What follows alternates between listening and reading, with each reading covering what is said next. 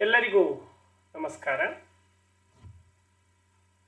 ಕಾರ್ಯಕ್ರಮ ವಾಣಿಜ್ಯ ಮತ್ತು ನಿರ್ವಹಣೆ ಪದವಿ, ಕನ್ನಡ ಭಾಷೆ, ವಾಣಿಜ್ಯ ಗಂಗೋತ್ರಿ, ಮೂರನೆಯ ಚತುರ್ಮಾಸ, ಮೈಸೂರು ವಿಶ್ವವಿದ್ಯಾನಿಲಯದ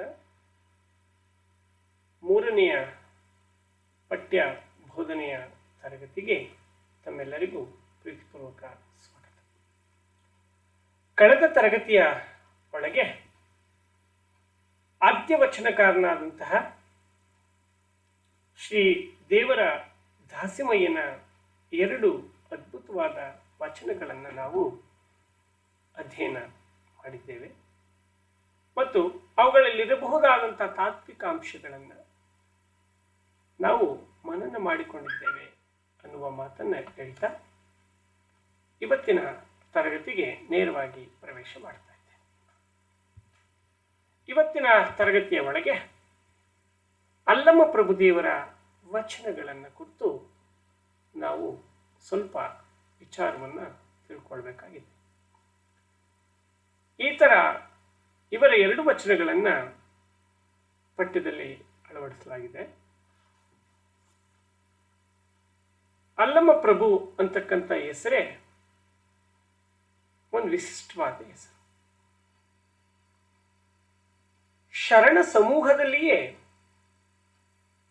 ಅರಿವೇ ಗುರು ಎಂಬಂತೆ ಅನುಭವ ಮಂಟಪದ ಅಧ್ಯಕ್ಷನಾಗಿ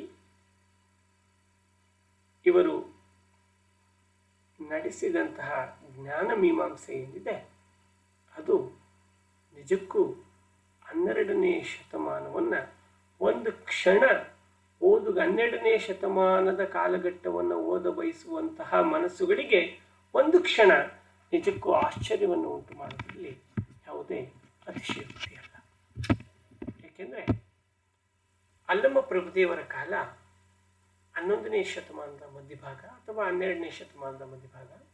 ಪ್ರಭುದೇವರ ಕಾಲವನ್ನು ಕನ್ನಡ ಸಾಹಿತ್ಯ ಚರಿತ್ರಕಾರರು 1160 ಅಂತೇಳಿ ಗುರುತಿಸಿದ್ದಾರೆ. ಅಲ್ಲಮನನ್ನು ಕುರಿತ ಹಾಗೆ ಕನ್ನಡ ಮಾತ್ರ ಅಲ್ಲ, ತೆಲುಗು, ತಮಿಳು, ಮರಾಠಿ, ಸಂಸ್ಕೃತಗಳಲ್ಲೂ ಕೂಡ ಸಾಕಷ್ಟು ಕೃತಿಗಳು ರಚನೆಯಾಗಿವೆ ಅನ್ನೋದನ್ನು ನಾವು ಗಮನಿಸಬೇಕು.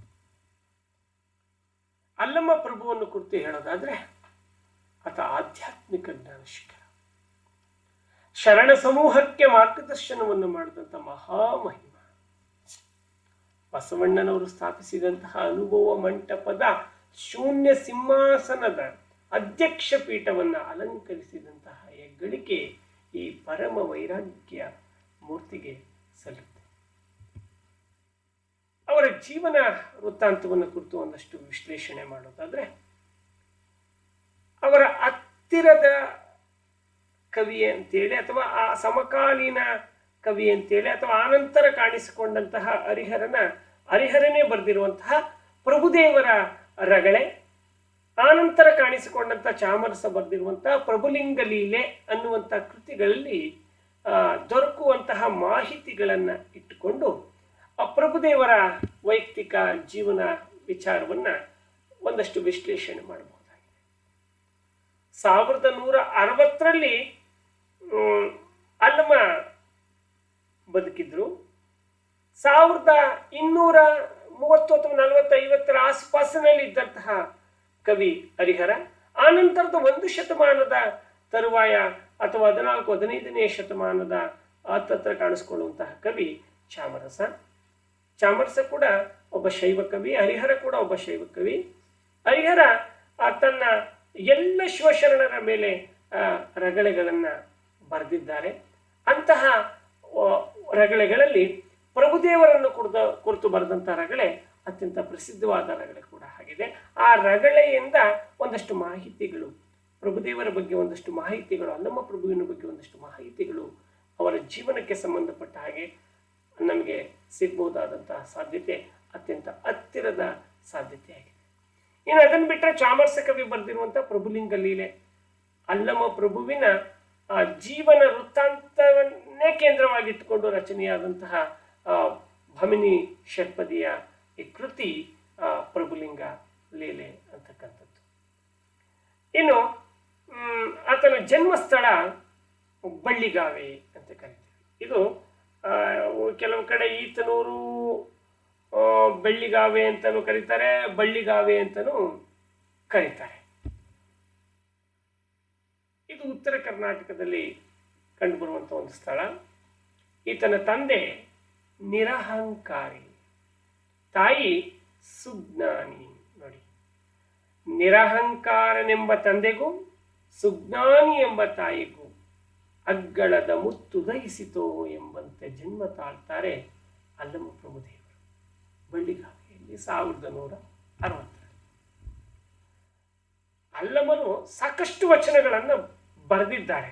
ಆದರೆ ಲಭ್ಯವಿರುವ ವಚನಗಳ ಸಂಖ್ಯೆ 1645 ಮಾತ್ರ. ಇವರ ವಚನಗಳ ಅಂಕಿತ ಗುಹೇಶ್ವರ ಅನ್ನುವಂತಹ ಅಂಕಿತವನ್ನು ಇಟ್ಟುಕೊಂಡು ಸಾಕಷ್ಟು ವಚನಗಳನ್ನ ಅಲ್ಲಮ ಪ್ರಭುಗಳು ರಚನೆ ಮಾಡಿದ್ದಾರೆ. ಸಾಮಾನ್ಯತೆಯಿಂದ ಅಸಾಮಾನ್ಯತೆಗೆ ಇಳಿದಂತಹ ಒಬ್ಬ ಅಗ್ರಗಣ್ಯ ಸಾಧಕ ಅಂತೇಳಿ ನಾವು ಅಲ್ಲಮ ಪ್ರಭುವನ್ನ ಕರೀತೇವೆ. ಜೊತೆಗೆ ಇವರ ವಚನಗಳು ಸರಳ, ಸಂಕೀರ್ಣ, ಬೆಳಕಿನಿಂದ ಕೂಡಿರುವಂತಹ ವಚನಗಳಾಗಿದ್ದಾವೆ. ಒಂದು ಓದಿಗೆ ಅರ್ಥವಾಗುವ ವಚನಗಳ ಸಂಖ್ಯೆ ಬಹುತೇಕ ಕಡಿಮೆ. ಅಲ್ಲಮ ಪ್ರಭುಗಳ ರಚನೆ ಹೇಗಿದೆಯಪ್ಪ ಅಂದ್ರೆ ಅದು ಬೆಳಗಿನಿಂದ ಕೂಡಿದ ರಚನೆ. ಒಂದಷ್ಟು ಸಿದ್ಧತೆಗಳು ಬೇಕು, ಒಂದಷ್ಟು ಜ್ಞಾನ ಬೇಕು, ಒಂದಷ್ಟು ಅರಿವು ಬೇಕು. ಬೆಳಕಿನ ವಚನಗಳ ಅರಿಕಾರ ಅಂತಾನೆ ಅಲ್ಲಮ ಪ್ರಭುಗಳನ್ನ ಕರೀತಾರೆ. ಹಾಗಾಗಿ ಶೂನ್ಯಪೀಠದ ಅಧ್ಯಕ್ಷ ಪದವಿಯನ್ನ ಆತ ಹತ್ತಿ ಕುಳಿತುಕೊಳ್ಬೇಕು, ಬಸವಣ್ಣ ಇವರಿಗಿಂತ ಅಧ್ಯಕ್ಷರಾಗೋದಕ್ಕೆ ಬೇರೆ ಯಾರಿಗೂ ಕೂಡ ಯೋಗ್ಯತೆ ಇದೆಯಾ ಅನ್ನುವಂಥ ಪ್ರಶ್ನೆ ಬಂದಾಗ ಅವರು ಅಲ್ಲಮ ಪ್ರಭುವನ್ನು ಆಯ್ಕೆ ಮಾಡಿದ ಉದ್ದೇಶವೇ ಅದಾಗಿದೆ. ಯಾಕೆಂದ್ರೆ ಅಪರಿಮಿತವಾದ ಜ್ಞಾನಿ, ವೈರಾಗ್ಯ ಶಿಖಾಮಣಿ ಆಗಿದ್ದಂಥವರು ಅಲ್ಲಮ ಪ್ರಭುಗಳು. ಅಲ್ಲಿ ಸಾಕಷ್ಟು ಚರ್ಚೆಗಳು ಬಂದಾಗ ಅವರೆಲ್ಲ ಶರಣರಿಗೆ ಮಾರ್ಗದರ್ಶಕನಾಗಿ ಅಲ್ಲಮ ಪ್ರಭುಗಳು ಅಧ್ಯಕ್ಷ ಪೀಠದ ಅಧ್ಯಕ್ಷರಾಗಿ ಆ ಒಂದು ಆಧ್ಯಾತ್ಮಿಕ ಸಂಸತ್ತನ್ನ ಮುನ್ನಡೆಸಿದಂತಹ ಮಹಾಮಹಿಮ ವಚನಕಾರ ಅಂತೇಳಬೇಕಾದ್ರೆ ನಾವು ಅಲ್ಲಮರನ್ನ ಕರೀಬಹುದು. ಅಲ್ಲಮ ಪ್ರಭುದೇವರ ವಚನಗಳ ವೈಶಿಷ್ಟ್ಯತೆಯನ್ನ ಕುರಿತು ನಾವು ಗಮನಿಸೋದಾದ್ರೆ, ಅವರ ವಚನಗಳಲ್ಲಿ ಏನಿದೆ ಅಂತ ನೋಡೋದಾದ್ರೆ, ಅವರ ವಚನಗಳ ವಸ್ತು ಅಥವಾ ವಚನಗಳ ಆಶಯ, ಆ ವಚನಗಳ ಅಭಿವ್ಯಕ್ತಿಯನ್ನು ಕುರಿತು ನಾವು ಗಮನಿಸೋದಾದ್ರೆ, ಮನುಷ್ಯ ಮತ್ತು ಅವನಲ್ಲಿ ಮೂಡುವ ಆಸೆಗಳು. ಮನುಷ್ಯ ಅಂದಮೇಲೆ ಆಸೆ ಸಹಜ, ಆದರೆ ಅತಿ ಆಸೆ ಅಸಹಜ. ಜೊತೆಗೆ ಇಂದ್ರಿಯಗಳು, ಕಣ್ಣು, ಕಿವಿ, ಮೂಗು, ನಾಲಿಗೆ, ಚರ್ಮ, ಇವನ್ನೆಲ್ಲ ನಾವು ಇಂದ್ರಿಯಗಳು ಅಂತ ಕರಿತೀವಿ. ಇವು ಬಯಸುವ ಆಸೆಗಳು ಅಸಂಖ್ಯ. ಆಸೆ ಮತ್ತು ಆಮಿಷಗಳ ಅರ್ಥವನ್ನ ವ್ಯತ್ಯಾಸ, ಅವುಗಳಿರುವಂತಹ ಅರ್ಥದ ವ್ಯತ್ಯಾಸವನ್ನ ನಾವಿಲ್ಲಿ ಕಾಣಬಹುದಾಗಿದೆ. ಹೆಣ್ಣು, ಹೊನ್ನು, ಮಣ್ಣು ಇವುಗಳನ್ನ ಮಾಯೆಯ ರೂಪ ಅಂತ ಅಲ್ಲಮ ಕರೆದಿದ್ದಾನೆ. ಅಂದ್ರೆ ಈ ಹೆಣ್ಣು, ಹೊನ್ನು, ಮಣ್ಣು ಈ ಜಾಲಕ್ಕೆ ಅಥವಾ ಈ ಒಂದು ಸುಳಿಗೆ ಸಿಕ್ಕಿ ಬಲಿಯಾದವರ ಸಂಖ್ಯೆ ವಿಶ್ವದಲ್ಲಿ ಕೋಟಿ. ನಮ್ಮ ಅಧೀಮ ಕಾವ್ಯಗಳು ಅಂತ ಕರೆಸ್ಕೊಳ್ಳುವಂತಹ ರಾಮಾಯಣ, ಮಹಾಭಾರತ ಕೂಡ ಹೆಣ್ಣನ್ನೇ ಕೇಂದ್ರವಾಗಿಟ್ಟುಕೊಂಡು ನಡೆದಿರಬಹುದಾದಂಥ ಸಾಧ್ಯತೆಯೇ ಜಾಸ್ತಿ. ನಾವು ಅದನ್ನು ಅಧ್ಯಯನ ಮಾಡಿದಾಗ ನಮ್ಗೆ ಗೊತ್ತಾಗುತ್ತೆ. ಸೀತಾಯಣರ ರಾಮಾಯಣ ಅನ್ನಕ್ಕಿಂತ ಹೆಚ್ಚಾಗಿ ಅದನ್ನು ಸೀತಾಯಣ ಅಂತ ಕರೆದಿದ್ರೆ ತಪ್ಪೇನು ಇರಲಾರ್ದೇನು. ಅದೇ ರೀತಿ ಮಹಾಭಾರತ ದ್ರೌಪದಿಯ ಕೇಂದ್ರ ವಸ್ತು, ಅಲ್ಲಿ ದ್ರೌಪದಿಯೇ ಕೇಂದ್ರ ವಸ್ತು. ರಾಮಾಯಣದಲ್ಲಿ ಸೀತೆ ಹೇಗೆ ಕೇಂದ್ರ ವಸ್ತು, ಹಾಗೆ ಮಹಾಭಾರತದಲ್ಲಿ ದ್ರೌಪದಿ ಕೇಂದ್ರ ವಸ್ತು. ಅದರ ಜೊತೆಗೆ ವಿಶ್ವದ ಯಾವುದೇ ಸಾಹಿತ್ಯವನ್ನು ನೀವು ತೆಗೆದುಕೊಂಡ್ರೂ, ಉದಾಹರಣೆಗೆ ರೋಮ್ ಸಾಮ್ರಾಜ್ಯದ ಪತನಕ್ಕೂ ಕೂಡ ಒಂದು ಹೆಣ್ಣು ಕಾರಣಲಾಗಿದ್ದಾಳೆ ಅಂತ ಹೇಳಿದ್ರೆ ಆಶ್ಚರ್ಯ ಪಡಬೇಕಾದದ್ದು ಏನೂ ಇಲ್ಲ. ಆ ಹೆಲೆನಾಳ ಸೌಂದರ್ಯಕ್ಕಾಗಿ ದೊಡ್ಡ ದೊಡ್ಡ ಟ್ರಾಯ್ ವಾರ ನಡೆದಿದ್ದನ್ನ ನಾವು ಇತಿಹಾಸದಲ್ಲಿ ಗಮನಿಸಬಹುದು. ಹೆಣ್ಣಿನ ಜಾಲಕ್ಕೆ, ಮಣ್ಣಿನ ಜಾಲಕ್ಕೆ, ಹೊನ್ನಿನ ಜಾಲಕ್ಕೆ ಬಲಿಯಾಗದವರ ಸಂಖ್ಯೆ ಕೋಟಿಯನ್ನು ದಾಟಿದೆ ಅನ್ನುವಂಥದ್ದು ಈ ವಚನಕಾರರ ನಿಲುವು. ಹಾಗಾಗಿ ಸರ್, ಹಾಗಾದ್ರೆ ಆಸೆಗಳೇ ಬೇಡವೇ? ಬೇಕು, ಆಸೆಗಳನ್ನ ಬೇಡ ಅಂತ ಯಾರು ಹೇಳಲ್ಲ. ಆದರೆ ಆಸೆಗಳು ಹಿತಮಿತದಲ್ಲಿರಬೇಕು. ಆಸೆಗಳನ್ನ ಕಡೆಗಣಿಸಿ ಆಧ್ಯಾತ್ಮಿಕ ಸಾಧನೆಯನ್ನು ಮಾಡಿದವರ ಸಂಖ್ಯೆ ಅತ್ಯಂತ ವಿರಳ. ಯಾಕೆಂತಂದ್ರೆ ಪರವಸ್ತುವನ್ನ ನಾವು ಇನ್ನೊಂದು ನಮಗೆ ಕಾಣದ ಒಂದು ಅತಿಮಾನುಷ್ಯ ಶಕ್ತಿಯನ್ನು ನಾವು ಕಾಣಬೇಕು ಅನ್ನುವ ಆಸೆ ನಮ್ಮಲ್ಲಿ, ಪರವಸ್ತುವನ್ನು ಕಾಣಲು ಆಸೆಯನ್ನು ಗೆಲ್ಲಬೇಕು. ಯಾಕೆಂದ್ರೆ ಆಸೆ ಬಿಟ್ಟವನಿಗೆ ಎಲ್ಲ ದೊರಕುವುದಂತೆ, ನಾ ಅಳಿಯದೆ ನಾ ತಿಳಿಯದು ಅಂತ ಶರೀಫರು ಏನು ಹೇಳಿದ್ದಾರೋ ಹಾಗೆ ಪರವಸ್ತುವನ್ನ, ದೈವವನ್ನ ಕಾಣಬೇಕಾದ್ರೆ ಆಸೆಯನ್ನ ಗೆಲ್ಲಬೇಕು. ಆ ಕಾರಣಕ್ಕಾಗಿಯೇ ಭಗವಾನ್ ಬುದ್ಧ ಕ್ರಿಸ್ತ ಪೂರ್ವದಲ್ಲಿ ಹೇಳಿದ್ದಾರೆ, ಆಸೆಯೇ ದುಃಖಕ್ಕೆ ಮೂಲ ಅಂತ ಹೇಳಿ. ಆಸೆ ಹಿಂದೆ ಹೊರಟವರಿಗೆ ಸಾಂಸಾರಿಕ ಸಿರಿ ಏನಿದೆಯೋ ಅಥವಾ ಆ ವೈಷಯಿಕ ಸುಖಗಳು ಅಂತ ನಾವೇನು ಕರಿತೇವೆಯೋ ಅದೇ ಪರಮಾರ್ಥ. ಈ ನೂರಾರು ಆಸೆಗಳೇ ಪರಮಾರ್ಥವಾದರೆ ದೈವ ಸಾಕ್ಷಾತ್ಕಾರ ಅದು ಹೇಗೆ ಸಾಧ್ಯ? ಆದರೆ ನಮಗೇನು ಅನಿಸ್ಬಿಡ್ತದೆ ಅಂದರೆ, ಈ ಸಾಂಸಾರಿಕ ಸಿರಿ, ಈ ಇಂದ್ರಿಯಗಳ ಸುಖಗಳೇ ಅಂತಿಮ, ಇದೇ ಪರಮಾರ್ಥ ಅನ್ನುವ ಖುಷಿಯಲ್ಲಿ ಈ ಐಷಾರಾಮಿ ಬದುಕಿನಲ್ಲಿಯೇ ಮನುಷ್ಯ ಸರ್ವಸ್ವವನ್ನು ಕಂಡುಕೊಳ್ಳುವ ಪ್ರಯತ್ನವನ್ನು ಮಾಡಿಕೊಳ್ತಾ, ಇದಕ್ಕಿಂತಲೂ ಮಿಗಿಲಾದ ಒಂದು ಅಪರಿಮಿತ ಸಂತೋಷವಿದೆ, ಒಂದು ಪವಿತ್ರ ವಸ್ತುವಿದೆ ಅನ್ನೋ ಕಲ್ಪನೆಗೆ ಅವನು ಬರದೇ ಇರೋದು ಒಂದು ದುರಂತವೇ ಸರಿ. ಯಾಕೆಂದರೆ ಇಲ್ಲಿ ಇಷ್ಟೆಲ್ಲಕ್ಕೂ ಕಾರಣ ಏನು? ಈ ಸಾಂಸಾರಿಕ ಸಿರಿ ವೈಷಯಿಕ ಸುಖಗಳಿಗೆ ಮನುಷ್ಯ ಬಲಿ ಬೀಳೋದಕ್ಕೆ ಕಾರಣ ಏನು ಅಂತ ಈ ವಚನಕಾರ ಬಹಳ ನೇರವಾಗಿ ವ್ಯಾಖ್ಯಾನವನ್ನು ಕೊಡ್ತಾ ಹೋಗ್ತಾನೆ. ಅದು ಏನು ಅಂತಂದರೆ ಅದು ಆಸೆ. ಈ ಎಲ್ಲದಕ್ಕೂ ಕಾರಣವಾದಂತಹ ಆಸೆಯನ್ನು ಗೆಲ್ಲಬೇಕು ಅಂತ ವಚನಕಾರರು ಈ ವಚನಗಳಲ್ಲಿ ಅದನ್ನು ವ್ಯಾಖ್ಯಾನಿಸಿರುವ ಪರಿ ಅನನ್ಯವಾಗಿದೆ. ಈ ಎಲ್ಲದಕ್ಕೂ ಕಾರಣವಾದ ಈ ಆಸೆಯನ್ನು ಗೆದ್ದಾಗ ಮನುಷ್ಯ ದೃಢತ್ವವನ್ನು ಪಡ್ಕೊಳ್ತಾನೆ, ದೈವದ ಸಾಕ್ಷಾತ್ಕಾರಕ್ಕೆ ಹತ್ತಿರವಾಗ್ತಾನೆ, ಅಪರಿಮಿತವಾದಂತಹ ಅಗಣಿತವಾದಂತಹ ಸುಖವನ್ನು ಆತ ಅನುಭವಿಸ್ತಾನೆ. ಅದೇ ಶಾಶ್ವತವಾದ ಸುಖ, ದೈವ ನೀಡಿದ ಸುಖ, ಶಾಶ್ವತವಾದ ಸುಖ. ಆದರೆ ಮನುಷ್ಯನಿಗೆ ಈ ವೈಷಯಿಕ ಸುಖಗಳೇನಿದ್ದಾವೋ, ಇಂದ್ರಿಯ ಸುಖಗಳು ಅಥವಾ ಈ ಸಾಂಸಾರಿಕ ಸುಖದ ಒಳಗಡೆ ಸಿಕ್ಕಾಕೊಂಡು ಮನುಷ್ಯ ಇದೇ ಅಂತಿಮ ಅನ್ನುವ ಒಂದು ಭ್ರಮಾತ್ಮಕ ಕಲ್ಪನಾ ಲೋಕದಲ್ಲಿ ವಿಹರಿಸ್ತಾ ಇರೋದನ್ನು ಕಂಡು ಅವರು ಈ ಆಸೆಯನ್ನು ಗೆಲ್ಲದೇ ಇದ್ರೆ ಏನಾಗುತ್ತೆ ಅನ್ನೋದು ವ್ಯಾಖ್ಯಾನವನ್ನು ಈ ವಚನಗಳಲ್ಲಿ ಅವರು ಕೊಟ್ಟಿರೋದನ್ನು ನಾವು ಗಮನಿಸ್ಬೋದು. ಮನಸ್ಸಿನಲ್ಲಿ ಕಾಮನೆಗಳು ಮೂಡೋದು ಸಹಜ, ಆದರೆ ಆ ಕಾಮನೆಗಳನ್ನು ಕಡೆಗಣಿಸಬೇಕು ಅಂತ ಹೇಳಿ ಅಲ್ಲಮ ಪ್ರಭುಗಳೇ ಹೇಳ್ತಾರೆ. ನೋಡಿ, ಇಲ್ಲಿ ಗುಹೇಶ್ವರನಿಗಾಗಿ ಸಾಯೋದು ಅಂತಂದ್ರೆ ಅದೊಂಥರ ಆಧ್ಯಾತ್ಮಿಕ ಸಾಧನೆ ಮಾಡಿದ ಹಾಗೆ. ದೇವರಿಗಾಗಿ ಸತ್ತೋಗ್ಬೇಕೆ? ಅಲ್ಲ, ದೇವರನ್ನು ಒಲಿಸ್ಕೊಳ್ಬೇಕು. ಆ ಒಲಿಸ್ಕೊಳ್ಬೇಕು ಅಂತಂದ್ರೆ ಆಸೆಯನ್ನು ಕೈ ಬಿಡಬೇಕು. ಈ ಆಧ್ಯಾತ್ಮಿಕ ಪ್ರಪಂಚಕ್ಕೆ ಪ್ರವೇಶ ಮಾಡಬೇಕಾದ್ರೆ ಆಸೆಯನ್ನು ತೊರೆಯಬೇಕು ಅನ್ನೋದು ಆ ಅಲ್ಲಮ ಪ್ರಭುವಿನ ಒಂದು ಸಿದ್ಧಾಂತ.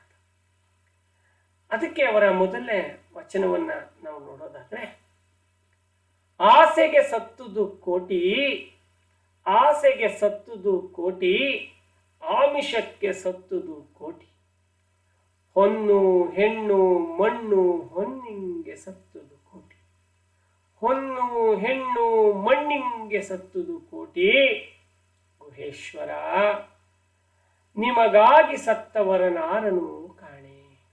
ಒಬ್ಬ ಎಂತ ಅದ್ಭುತವಾದ ವಚನವಿದು. ಮನಸ್ಸಿನಲ್ಲಿ ಮನೆ ಮಾಡಿದ ನೂರಾರು ಆಸೆಗಳನ್ನು ಪೂರೈಸಲು ಉಪಭೋಗಗಳಾದ ಸಾಮಗ್ರಿಗಳನ್ನು ಸಂಪಾದಿಸಲು ಕೋಟಿ ಕೋಟಿ ಕೋಟಿ ಜನ ತಮ್ಮ ಆಯುಷ್ಯವನ್ನೆಲ್ಲವನ್ನೂ ಕೂಡ ಮುಡಿಪಾಗಿಟ್ಬಿಡ್ತಾರೆ. ಆಯುಷ್ಯ, ಶಕ್ತಿ, ಬುದ್ಧಿಗಳನ್ನು ವಹಿಸಿರುವುದನ್ನ ಈ ಪ್ರಪಂಚದಲ್ಲಿ ನಾವು ಕಾಣ್ತೇವೆ. ಹೊನ್ನು, ಹೆಣ್ಣು, ಅಥವಾ ಹೊನ್ನು, ಹೆಣ್ಣು, ಗಂಡು, ಮಣ್ಣು ಮುಂತಾದ ಭೋಗಭಾಗ್ಯಗಳಿಗಾಗಿ ಪ್ರಾಣವಿತ್ತವರ ಸಂಖ್ಯೆಯನ್ನು ನಾವು ಅಗಣಿತವಾಗಿ ಕಾಣಬಹುದು, ವಿಶ್ವದಾದ್ಯಂತ ಕಾಣಬಹುದು.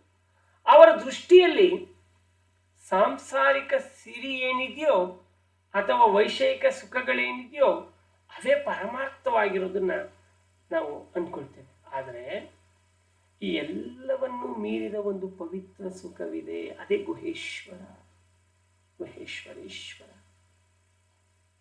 ಆ ಪವಿತ್ರ ವಸ್ತುವನ್ನು ನಾವು ಪಡ್ಕೊಳ್ಬೇಕು ಅಂತಂತಂದ್ರೆ ಜ್ಞಾನ ಸಾಕ್ಷಾತ್ಕಾರಗಳಿಂದ ಅಂತ ಪರಮ ಶಾಂತಿಯನ್ನ ಹೊಂದಬಹುದು ಅನ್ನುವಂತಹ ತಿಲಮಾತ್ರದ ಜ್ಞಾನ ಕೂಡ ಈ ಸಾಂಸಾರಿಕ ಅಥವಾ ವೈಷಯಿಕ ಸುಖಗಳಲ್ಲಿ ತೇಲುವವರಿಗೆ ಗೊತ್ತಿರೋಲ್ಲ. ಯಾಕೆಂದ್ರೆ ಅವರು ಆಶಾಪರರಾಗಿರ್ತಾರೆ ಅನ್ನುವಂಥದ್ದು. ಇದೊಂಥರ ಉಪೇಕ್ಷೆ, ಇದಕ್ಕಿಂತ ದೊಡ್ಡ ಸುಖ ಇನ್ನೇನಿದೆ ಅಲ್ವೇ? ನಾವು ಸಾಧಾರಣವಾಗಿ ಮಾತಾಡುವಾಗ ಇನ್ನೇನು ಬೇಕು, ಇದಕ್ಕಿಂತ ಇನ್ನೇನು ಬೇಕು ಅಂತೀವಿ. ಆದರೆ ಒಂದು ಅಪರಿಮಿತವಾದ ಶಾಶ್ವತವಾದ ಸುಖವನ್ನು ಮನುಷ್ಯ ಮರೆತು ಬಿಡ್ತಾನೆ ಅನ್ನುವಂಥದ್ದು. ಸೊ ಇಲ್ಲಿ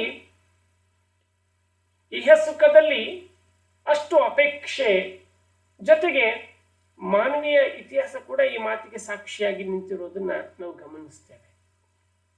ಈ ಹೊನ್ನು ಮುಂತಾದವುಗಳಿಗಾಗಿಯೇ ಘೋರವಾದ ಯುದ್ಧಗಳನ್ನು ಇತಿಹಾಸದುದ್ದಕ್ಕೂ ನಾವು ಗಮನಿಸಿದ್ದೇವೆ ಮತ್ತು ನೋಡ್ಕೊಂಡು ಬರ್ತಾ ಇದ್ದೇವೆ. ಲಕ್ಷಾಂತರ ಕೋಟ್ಯಾಂತರ ಯೋಧರು ಈ ಹೊನ್ನು ಹೆಣ್ಣು ಮಣ್ಣಿಗಾಗಿ ರಕ್ತಗಳನ್ನೇ ಸುರಿಸಿದ್ದಾರೆ. ಆದರೆ ಪರವಸ್ತುವನ್ನ ಅರಿತು ಅನುಭವಿಸಲು, ಗುಹೇಶ್ವರನನ್ನ ದೈವದ ಸಾಕ್ಷಾತ್ಕಾರವನ್ನ ಅನುಭವಿಸೋದಕ್ಕೆ ಇಡೀ ನಮ್ಮ ಬದುಕನ್ನು ಮೀಸಲಾಗಿಟ್ಟವರ ಸಂಖ್ಯೆ ಬಹಳ ಕಡಿಮೆ ಅನ್ನುವಂತಹ ಮಾತನ್ನ, ಅಥವಾ ವಿರಳಾತಿ ವಿರಳ ಅನ್ನುವಂತಹ ಮಾತನ್ನ, ಅಥವಾ ಇಲ್ಲವೇ ಇಲ್ಲ ಅಂತ ಹೇಳುವಂತಹ ಮಾತನ್ನ ಅಲ್ಲಮರು ಈ ವಚನದ ಮುಖಾಂತರ ನಮಗೆ ಕಟ್ಟಿಕೊಡುವ ಪ್ರಯತ್ನವನ್ನು ಮಾಡ್ತಾ ಇದ್ದಾರೆ. ಅದಕ್ಕೆ ಅವರು ಆರನೂ ಕಾಣೆ ಎಂಬ ಅಲ್ಲಮರ ಮಾತನ್ನ ನಾವಿಲ್ಲಿ ಗಂಭೀರವಾಗಿ ಪರಿಗಣಿಸಬೇಕಾಗಿದೆ. ಯಾಕೆಂತಂದ್ರೆ ಹೆಣ್ಣು ಹೊನ್ನು ಮಣ್ಣಿಗಾಗಿ ಕೋಟ್ಯಾಂತರ ಜನ ರಕ್ತಪಾತವನ್ನೇ ಮಾಡಿದ್ದಾರೆ. ಇತಿಹಾಸವನ್ನು ನಾವು ಒಂದು ಸಲ ಇತಿಹಾಸವನ್ನು ಅವಲೋಕನ ಮಾಡಿದಾಗ ನಮಗೆ ಅದು ಗೊತ್ತಾಗುತ್ತೆ ಅನ್ನುವಂಥದ್ದು. ಇದನ್ನೇ ವಿಶೇಷವಾಗಿ ನಾವು ಗಮನಿಸೋದಾದ್ರೆ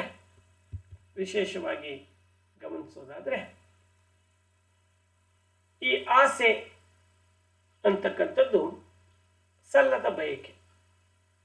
ಸಲ್ಲದ ಬಯಕೆಯನ್ನೇ ನಾವು ಆಸೆ ಎನ್ನುವಂಥ ವ್ಯಾಖ್ಯಾನವನ್ನು ಕೊಡ್ತೇವೆ. ಇದು ಒಂದಲ್ಲ ಎರಡಲ್ಲ, ಅಗಣಿತ. ಇಷ್ಟು ಬೇಕಿದ್ದರೆ ಅಷ್ಟು ಬೇಕೆಂಬ ಆಸೆ, ಅಷ್ಟು ಇದ್ದರೆ ಮತ್ತಷ್ಟು ಬೇಕೆಂಬ ಆಸೆ, ಮತ್ತಷ್ಟು ಇದ್ದರೆ ಮಗದಷ್ಟು ಬೇಕೆಂಬ ಆಸೆ. ಅದಕ್ಕೆ ತಿಳಿದವರು ಹೇಳೋದು ಆಸೆಯೇ ದುಃಖಕ್ಕೆ ಮೂಲ. ಅದನ್ನೇ ಇಲ್ಲಿ ಹೇಳ್ತಾ ಇದ್ದಾನೆ ಅಲ್ಲ. ಏನದು ಎಣಿಸಿ ಎಷ್ಟು ಅಂತ ಹೇಳೋದು ಕಷ್ಟ. ಆಸೆನ ಎಷ್ಟು ಇಂದ್ರಿಯಗಳಿದೆಯೋ ಅಷ್ಟಷ್ಟು ಬಯಕೆಗಳು ಮನುಷ್ಯನಿಗೆ, ಎಷ್ಟು ಮನಸ್ಸಿದೆಯೋ ಅಷ್ಟು ಕನಸುಗಳು, ಅಷ್ಟು ವಿಧದ ಆಸೆಗಳನ್ನ ಮನುಷ್ಯ ಕಾಣ್ತಾ ಇರ್ತಾನೆ. ಅವುಗಳನ್ನೆಲ್ಲ ಪೂರೈಸಬೇಕು ಅಂತೇಳಿ ಜೀವಿತಾವಧಿ ಕಷ್ಟಪಟ್ಟವರ ಸಂಖ್ಯೆ ಕೋಟ್ಯಾನುಕೋಟಿ. ಆಸೆಗೆ ಸತ್ತದ್ದು ಕೋಟಿ ಅಂದ್ರೆ ಸಲ್ಲದ ಬಯಕೆಗಳಿಗಾಗಿ ಸತ್ತವರ ಸಂಖ್ಯೆ ಅಗಣಿತ. ಅದೇ ರೀತಿ ಆಮಿಷ, ಆಸೆಯ ಇನ್ನೊಂದು ರೂಪವೇ ಆಮಿಷ. ಆಮಿಷ ಅಂದ್ರೆ ಭೋಗವಸ್ತು, ಇರೋ ತನಕ ಚೆನ್ನಾಗಿ ಅನುಭವಿಸ್ಬಿಡ್ಬೇಕು ಅನ್ನುವಂಥ ಒಂದು ವರ್ಗದ ಜನ ಇರೋದನ್ನು ಕೂಡ ನಾವು ಪ್ರಪಂಚದಾದ್ಯಂತ ವಿಶ್ವದಾದ್ಯಂತ ಕಾಣ್ತೇವೆ. ಅಂದ್ರೆ ಇದು ಇಂದ್ರಿಯ ಸುಖವನ್ನ ನೀಡುವಂಥ ಸಾಮಗ್ರಿಗಳು. ಇದರಿಂದ ಏನಾಗುತ್ತೆ, ಅಹಂಕಾರ ಇನ್ನಷ್ಟು ಬೆಳೀತದೆ, ಪುಷ್ಟಗೊಳ್ಳುತ್ತೆ, ಅದಕ್ಕೆ ಸಿರಿ ಸಂಪತ್ತುಗಳ ಮೇಳೈಕೆ ಆಗುತ್ತೆ. ಅವುಗಳ ಸಂಪಾದನೆಗಾಗಿಯೇ ಬದುಕನ್ನು ಸವಿಸಿದವರು ಕೋಟ್ಯಾನುಕೋಟಿ. ಆಮಿಷ ಅಂತಂದ್ರೆ ಒಂದು ಐಂದ್ರಿಕ ಸುಖವನ್ನ ಕೊಡುವ ಸಾಮಗ್ರಿಗಳು, ಅಂದ್ರೆ ಶ್ರೀಮಂತಿಕೆ, ಸಿರಿ ಸಂಪತ್ತು. ಅದಕ್ಕಾಗಿ ಆಸ್ತಿ ಸಂಪಾದನೆಗಾಗಿಯೇ ಜೀವನ ಪರ್ಯಂತ ಬದುಕನ್ನು ಸವಿಸಿದಂಥವ್ರ ಸಂಖ್ಯೆ ಕೂಡ ಕೋಟ್ಯಾನುಕೋಟಿ ಅಂತ ನಾವು ಕಾಣ್ತೇವೆ. ಇನ್ನು ಹೊನ್ನು ಹೆಣ್ಣು ಮಣ್ಣಿಂಗೆ ಸತ್ತುದು ಕೋಟಿ. ಹೊನ್ನು ಅತ್ಯಮೂಲ್ಯವಾದದ್ದು. ನಿಮಗೆ ಗೊತ್ತಿದೆ, ಇವತ್ತಿನ ರೇಟ್ 5,050 ರೂಪಾಯಿ 5,100 ರೂಪಾಯಿ ಇದೆ ಒಂದು ಗ್ರಾಮಿಗೆ. ಈ ಮುತ್ತು, ರತ್ನ, ವಜ್ರ, ವೈಡೂರ್ಯ ಇವೆಲ್ಲವೂ ಕೂಡ ಆ ಹೊನ್ನಿನ ಸಾಂಕೇತಿಕವಾಗಿ ಅಲ್ಲಮ ಬಳಸ್ತಾ ಇದ್ದಾರೆ. ಇನ್ನು ಅದು ಪುರುಷನಿಗೆ ಸ್ತ್ರೀ ಆಗ್ಬೋದು, ಸ್ತ್ರೀಗೆ ಪುರುಷ ಆಗ್ಬೋದು. ಅಥವಾ ಇನ್ನೊಂದು ಸ್ಥಿರಾಸ್ತಿ ಇದೆ, ಮಣ್ಣು. ಮನುಷ್ಯನಿಗೆ ಸಾಮಾನ್ಯವಾಗಿ ಹೊನ್ನಿನ ಮೇಲೆ ಮೋಹ, ಅದರಲ್ಲೂ ವಿಶೇಷವಾಗಿ ಹೆಣ್ಣಿಗೆ ಅದು ಆಕರ್ಷಣೀಯವಾದ ವಸ್ತು. ಮಣ್ಣಿಗೆ ಆಸೆ, ಮಣ್ಣಿನ ಆಸೆ, ಹೆಣ್ಣಿನ ಆಸೆ, ಹೊನ್ನಿನ ಆಸೆ, ಇವನ್ನ ಅಲ್ಲಮ ಮಾಯೆಯ 3 ರೂಪ ಅಂತ ಹೇಳಿ ಪರಿಗಣಿಸ್ತಾರೆ. ಇದು ಮಾಯೆಯ ಜಾಲ ಕೂಡ. ಇವುಗಳ ಮಧ್ಯೆ ಸಿಕ್ಕಿ ಸತ್ತವರು ಯಾರಿಲ್ಲ ಹೇಳಿ ಅಂತ ಕೇಳಿದ್ರೆ ಒಂದು ದೊಡ್ಡ ಲಿಸ್ಟನ್ನೇ ರೆಡಿ ಮಾಡ್ಬೋದು. ಮಾನವನಿಂದ ಹಿಡಿದು ದೇವತೆಗಳವರೆಗೆ, ಕಲಿಯುಗದಿಂದ ಹಿಡಿದು ಕೃತಯುಗದವರೆಗೆ ಕಣ್ಣಾಡಿಸಿದ್ರು ಕೂಡ ಈ ಮಾಯಾಜಾಲಕ್ಕೆ ಸಿಗದೆ ಹೊರಗೆ ಉಳಿದವರ ಸಂಖ್ಯೆ ಅತ್ಯಂತ ವಿರಳ ಅನ್ನುವ ಮಾತನ್ನ ಅಲ್ಲಮ ಹೇಳ್ತಾನೆ. ಮುಂದುವರೆದು ಈ ಹೆಣ್ಣು, ಆಸೆ, ಆಮಿಷ, ಹೆಣ್ಣು, ಹೊನ್ನು, ಮಣ್ಣು ಇವುಗಳಿಗೆ ಕೋಟ್ಯಾನುಕೋಟಿ ಜನ ಬಲಿಯಾಗಿರೋದನ್ನ ಗಮನಿಸಿದ ಅಲ್ಲಮ ಹೇಳ್ತಾನೆ, ಭಗವಂತ, ನಿಮ್ಮನ್ನ ಸಾಕ್ಷಾತ್ಕರಿಸಿಕೊಳ್ಳಲು ಪ್ರಯತ್ನ ಪಟ್ಟವರ ಸಂಖ್ಯೆ ವಿರಳಾತಿ ವಿರಳ ಅನ್ನುವಂತಹ ಮಾತನ್ನ ಹೇಳ್ತಾನೆ. ಹಾಗಾಗಿ ಇವು ಆಸೆಯ ರೂಪಗಳಾಗಿ ನಮಗೆ ಕಾಣ್ತಾ ನೋಡಿ. ನಿಮಗಾಗಿ ಅಂದ್ರೆ ಪರಮ ಸತ್ಯ ಅಂತಿಮ ಆ ಒಂದು ಅಲೌಕಿಕ ಸತ್ಯವನ್ನ ಹುಡುಕುವ ಒಂದು ಪ್ರಮೇಯಕ್ಕೆ ನಿಂತವರ ಸಂಖ್ಯೆ ಬಹಳ ಕಡಿಮೆ. ಸತ್ತವರು ಅಂದ್ರೆ ಬದುಕನ್ನ ಸಂಪೂರ್ಣವಾಗಿ ಅದಕ್ಕೋಸ್ಕರ ಸದ್ವಿನಿಯೋಗ ಮಾಡಿದವರು ಅನ್ನುವ ಅರ್ಥ ಇಲ್ಲಿ ಇದೆ. ನಿಮಗಾಗಿ ಅಂದ್ರೆ ಭಗವಂತನಿಗಾಗಿ ಅಥವಾ ಪರಮದ ಸತ್ಯ ವಸ್ತುವಿಗಾಗಿ ಅಥವಾ ದೇವನಿಗಾಗಿ ಅಥವಾ ಈಶ್ವರನಿಗಾಗಿ ಶಿವಸಾಕ್ಷಾತ್ಕಾರಕ್ಕಾಗಿ ಬದುಕನ್ನು ಸಂಪೂರ್ಣವಾಗಿ ಬಳಸಿದವರ ಸಂಖ್ಯೆ ಅತ್ಯಂತ ಕಡಿಮೆ ಅನ್ನುವಂತಹ ಅರ್ಥದಲ್ಲಿ, ಅಥವಾ ಇಲ್ವೇನೋ ಅನ್ನುವಂಥ ವ್ಯಾಖ್ಯಾನವನ್ನ ಅಲ್ಲಮ ಹೇಳ್ತಾರೆ. ಅಂದ್ರೆ ಮನಸ್ಸಿನ ಭಾವನೆಗಳನ್ನೆಲ್ಲ ಕಡೆಗಣಿಸಿ ಕನಕ, ಕಾಮಿನಿ, ಕಾಂಚನಗಳ ಮೋಹಜಾಲವನ್ನು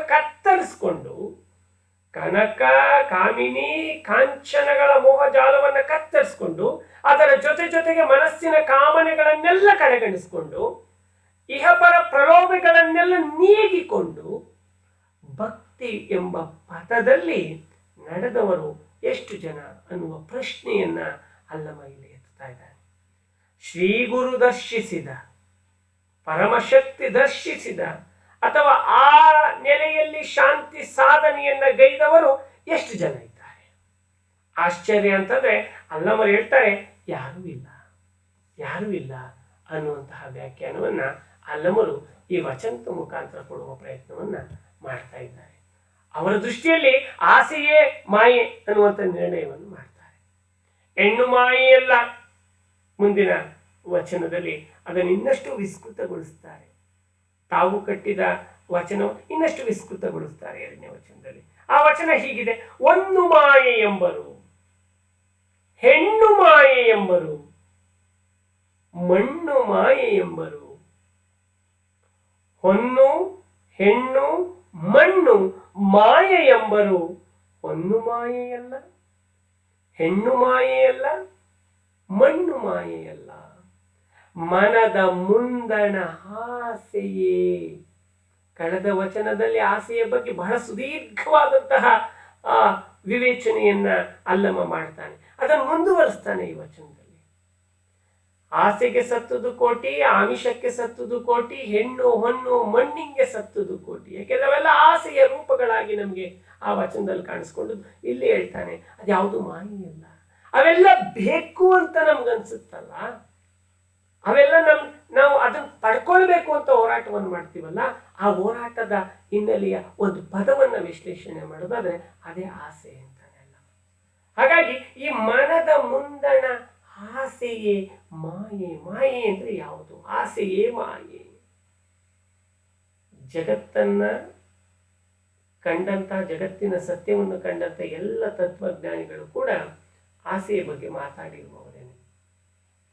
ಆಸೆ ಇತಿಮಿತಿಯಲ್ಲಿದ್ದರೆ ಸದ್ಗತಿ, ಆಸೆ ಎಲ್ಲೆಯನ್ನು ಮೀರಿದರೆ ಅದು ಮನುಷ್ಯನಿಗೆ ದುರ್ಗತಿ ಅನ್ನುವಂತಹ ಒಂದು ಮಾತಿದೆ. ಹಾಗಾಗಿ ಸಾಮಾನ್ಯವಾಗಿ ಹೊನ್ನು, ಹೆಣ್ಣು, ಮಣ್ಣು ಇದು ಮಾಯೆ ಅಂತ ಜನ ತಿಳಿತಾರೆ ಸಾಮಾನ್ಯವಾಗಿ ಗಾದೆಗಳನ್ನು ಕೂಡ ಮತ್ತೆ ಒಂದು ಹೆಣ್ಣು ಮಾಯೆ ಕಣೆಯ, ಒಂದು ಮಾಯೆ ಕಣೆಯ, ಮಣ್ಣು ಮಾಯೆ ಕಣೆಯ, ಅದು ಯಾರನ್ನೂ ಬಿಟ್ಟಿಲ್ಲ ಅಂತ. ಆದ್ರೆ ಅಲ್ಲಮ್ಮ ಅದನ್ನು ನಿರಾಕರಿಸ್ತಾನೆ. ಹೆಣ್ಣು ಮಾಯೆಯಲ್ಲ, ಹೊನ್ನು ಮಾಯೆಯಲ್ಲ, ಮಣ್ಣು ಮಾಯೆಯಲ್ಲ. ನಿಜವಾಗಿ ಆಲೋಚಿಸಿ ನೋಡಿದ್ರೆ ಜೀವವನ್ನ ಅಥವಾ ಭವವನ್ನ ಬಂಧನೆಗೆ ಒಳಪಡಿಸೋದು, ತನ್ನ ನಿಜ ಸ್ವರೂಪವನ್ನ ಮರೆಸುವಂಥದ್ದು ಒಂದೂ ಅಲ್ಲ, ಹೆಣ್ಣು ಅಲ್ಲ, ಮಣ್ಣು ಅಲ್ಲ ಅಂದು ಬಿಡ್ತಾನೆ ಅಲ್ಲ.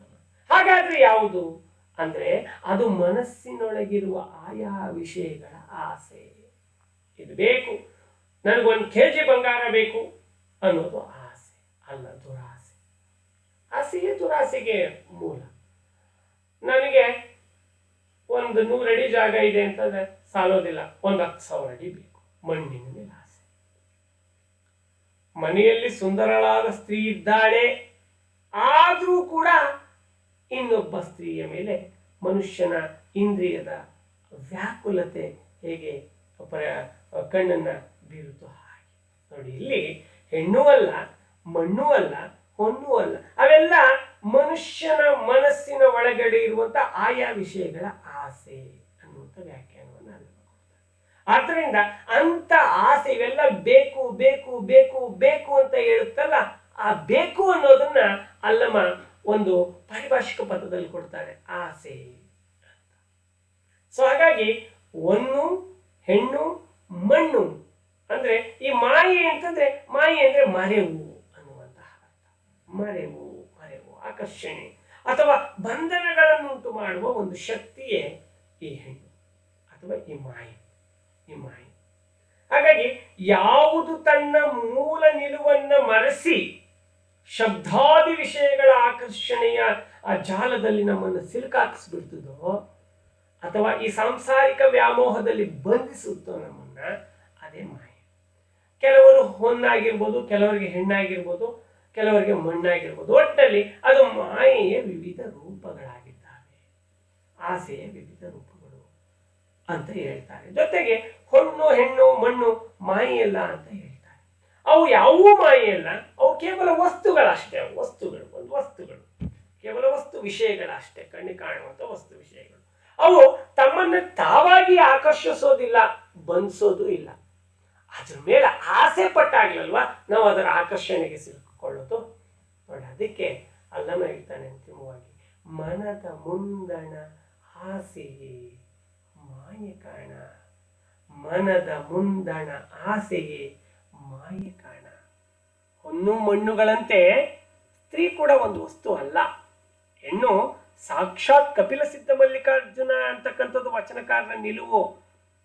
ನಮ್ಮ ಅಂಬಿಗರ ಚೌಡಯ್ಯ ಅಥವಾ ಇನ್ನೊಬ್ಬ ವಚನಕಾರ ನಡಿಗೆ ಸುಳಿವ ಗಂಡು, ಸುಳಿವಾತ್ಮ ಗಂಡು ಅಲ್ಲ ಹೆಣ್ಣು ಅಲ್ಲ ಅಂತ ಹೇಳ್ಬಿಡ್ತಾನೆ.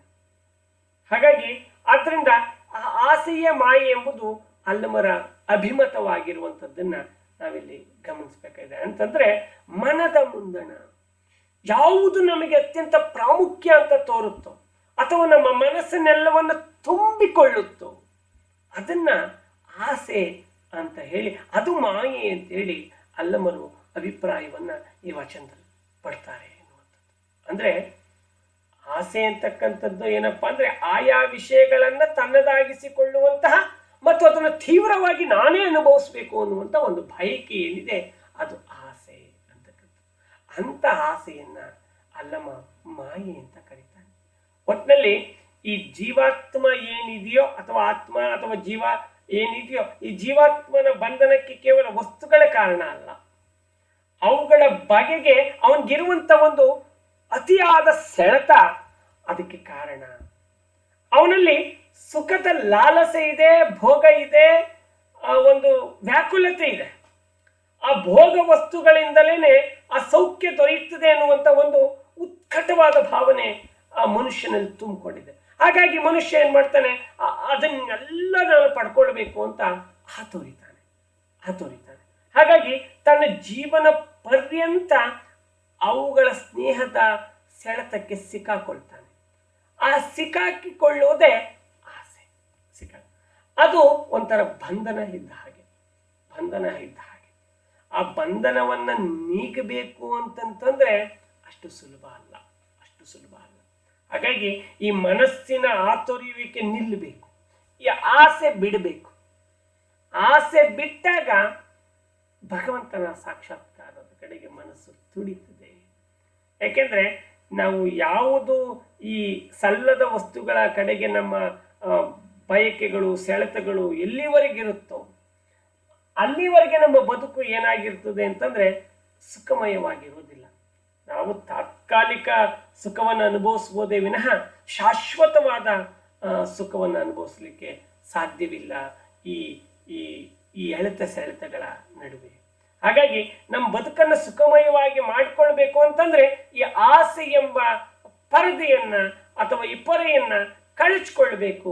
ಅದಕ್ಕಾಗಿಯೇ ಇರುವಂಥದ್ದು ಭಕ್ತಿ. ಆ ಭಕ್ತಿಯಲ್ಲಿ ನಾವು ಮಿಂದೆದ್ದಾಗ ಇದನ್ನ ತೊರೆಯಬಹುದು, ಇಂದ್ರಿಯಗಳನ್ನು ನಿಗ್ರಹಿಸಬಹುದು, ಅರಿಷಡ್ ವರ್ಗಗಳನ್ನು ಹತೋಟಿಯಲ್ಲಿ ಇಟ್ಕೊಳ್ಬಹುದು. ಆವಾಗ ಮನಸ್ಸು ನಾವು ಹೇಳಿದ ಹಾಗೆ ಕೇಳುತ್ತದೆ, ಭಕ್ತಿಯಲ್ಲಿ ನೆಲೆ ನಿಲ್ಲುತ್ತದೆ. ಆಗ ಮನುಷ್ಯನಿಗೆ ಶಾಶ್ವತವಾದ ಸುಖದತ್ತ ಮನುಷ್ಯನ ಮನಸ್ಸು ನಿರ್ಲಿಪ್ತತೆಯಿಂದ ಜಾರುತ್ತದೆ. ಆ ಕಾರಣಕ್ಕಾಗಿ ಆತ ಆಸೆಯನ್ನು ಗೆಲ್ಲಬೇಕು ಅನ್ನುವಂತಹ ಮಾತನ್ನ ಅಲ್ಲಮ ಇಲ್ಲಿ ಹೇಳ್ತಾನೆ. ನಿಜವಾಗಿ ಯೋಚಿಸಿದ್ರೆ ಜೀವ ಮತ್ತು ಜೀವವನ್ನ ಭವಬಂಧನಿಗೆ ಒಳಪಡಿಸ್ತಕ್ಕಂಥದ್ದೇ ಆಸೆ. ಜೀವಾತ್ಮನ ಬಂಧನಕ್ಕೆ ಕೇವಲ ವಸ್ತು ಕಾರಣ ಅಲ್ಲ, ಅದ್ರ ಬಗ್ಗೆ ಇರುವಂತ ಸೆಳೆತ. ನನಗೆ 25,000 ರೂಪಾಯಿ ಮೊಬೈಲ್ ಬೇಕು ಅಂದ್ರೆ 500 ರೂಪಾಯಿಂದು ಮೊಬೈಲೇ, 25,000 ರೂಪಾಯಿಂದು ಮೊಬೈಲೇ. ಆದ್ರೆ ಅದು ಕೊಡುವಂತಹ ಸೆಳೆತ ಇದೆಯಲ್ಲ, ಅದಿದ್ದರೆ ನಾನು ಏನೋ ಮಾಡ್ಬಿಡ್ತೀನಿ ಅನ್ನುವಂಥ ಒಂದು ಸೆಳೆತ. ಒಂದೆಳೆ ಸರ ಹಾಕೊಂಡ್ರು ಚಿನ್ನನೇ, 10 ಎಳೆ ಸರ ಹಾಕೊಂಡ್ರು ಚಿನ್ನನೇ. ಆದ್ರೆ ಈ ತೋರಿಕೆ ಇದೆಯಲ್ಲ ಮನುಷ್ಯನಿಗೆ, ಆ ತೋರಿಕೆಗಳ ಎಳೆತ ಸೆಳೆತ ಎಷ್ಟಿದ್ರೂ ಸಾಲೋದಿಲ್ಲ. ಈ ಎಳೆತ ಸೆಳೆತಗಳಿದೆಯಲ್ಲ, ಈ ಹೆಣ್ಣಿನ ಬಗ್ಗೆ, ಹೊಣ್ಣಿನ ಬಗ್ಗೆ, ಮಣ್ಣಿನ ಬಗ್ಗೆ, ಹಾಗಾಗಿ ಇವ್ಯಾವುದೂ ಮಾಯೆ ಅಲ್ಲ, ಅವೆಲ್ಲ ನನಗೆ ಬೇಕು ಅನ್ನುವಂತಹ ಮಾತಿದೆಯಲ್ಲ, ಅದೇ ಮಾಯೆ ಎನ್ನುವಂತಹ ವ್ಯಾಖ್ಯಾನವನ್ನ ಅಲ್ಲಮರು ಈ ವಚನಗಳ ಮುಖಾಂತರ ಕೊಡುವಂತಹ ಪ್ರಯತ್ನವನ್ನ ಮಾಡ್ತಾ ಇದ್ದಾರೆ ಅನ್ನುವಂಥದ್ದು. ಹಾಗಾಗಿ ಇಲ್ಲಿ ಅಲ್ಲಮರು ಮೊದಲನೇ ವಚನದಲ್ಲಿ ಮನಸ್ಸಿನ ಆಸೆಗಳನ್ನ ಕಡೆಗಣಿಸಿ ಭಕ್ತಿ ಪಥದತ್ತ ಜಾರಬೇಕಾದ್ರೆ ಆಸೆಯನ್ನ ಗೆಲ್ಲಬೇಕು ಅಂತ ಮೊದಲನೇ ವಚನದಲ್ಲಿ ಹೇಳಿದ್ರೆ, ಎರಡನೇ ವಚನ ಅದರ ಮುಂದುವರಿಕೆಯ ವಚನದ ಹಾಗೆ ನಮಗೆ ಕಾಣಿಸುತ್ತೆ. ಒಂದು ಹೆಣ್ಣು ಮತ್ತು ಮಣ್ಣುಗಳು ಯಾವುದು ಕೂಡ ಮಾಯೆಯ ರೂಪ ಅಲ್ಲ. ನಿಜವಾಗಿ ಯೋಚಿಸಿದ್ರೆ ನಾವು ಅವು ನಮ್ಮನ್ನ ಭವಬಂಧನದಲ್ಲಿ ಬಂಧಿಸುವಂತಹ ರೂಪಗಳು. ಹಾಗಾಗಿ ಇಂತಹ ಅಜ್ಞಾನವನ್ನ ಮರೆಸುವಲ್ಲಿ ಅಥವಾ ನಿಜ ಸ್ವರೂಪವನ್ನ ಮರೆಸುವಲ್ಲಿ ಹೊನ್ನು, ಹೆಣ್ಣು, ಮಣ್ಣು ಇವುಗಳ ಮಾಯಾ ರೂಪದ ಪಾತ್ರ ಇಲ್ಲ. ಅದು ಮನಸ್ಸಿನ ಒಳಗಡೆ ಇರುವಂತಹ ಆಯಾ ವಿಷಯಗಳ ಮೇಲಿನ ಆಸೆ, ಎಳೆತ ಸೆಳೆತಗಳೇ ಆಸೆ. ಹಾಗಾಗಿ ಆ ಆಸೆಯೇ ಮಾಯೆ ಎನ್ನುವಂತಹ ವ್ಯಾಖ್ಯಾನವನ್ನ ಅಲ್ಲಮರು ಈ ವಚನಗಳಲ್ಲಿ ಕೊಡುವ ಮುಖಾಂತರ ಮನುಷ್ಯನ ಸದೃಢತೆಗೆ ಬೇಕಾದಂತಹ ಅಥವಾ ಮನುಷ್ಯನ ಏಳಿಗೆಗೆ ಬೇಕಾದಂತಹ ಆ ಏಳಿಗೆಯನ್ನು ಕುಂಠಿತಗೊಳಿಸುವಂತಹ ಇಂತಹ ಒಂದು ಎಳೆತ ಸೆಳೆತಗಳಿಂದ ಮನುಷ್ಯ ಪಾರಾಗಬೇಕು ಅನ್ನುವಂಥ ವ್ಯಾಖ್ಯಾನವನ್ನ ಈ ವಚನಗಳಲ್ಲಿ ಕಟ್ಟಿಕೊಡುವ ಪ್ರಯತ್ನವನ್ನ ಮಾಡಿದ್ದಾರೆ. ಎಲ್ಲರಿಗೂ ಧನ್ಯವಾದಗಳು.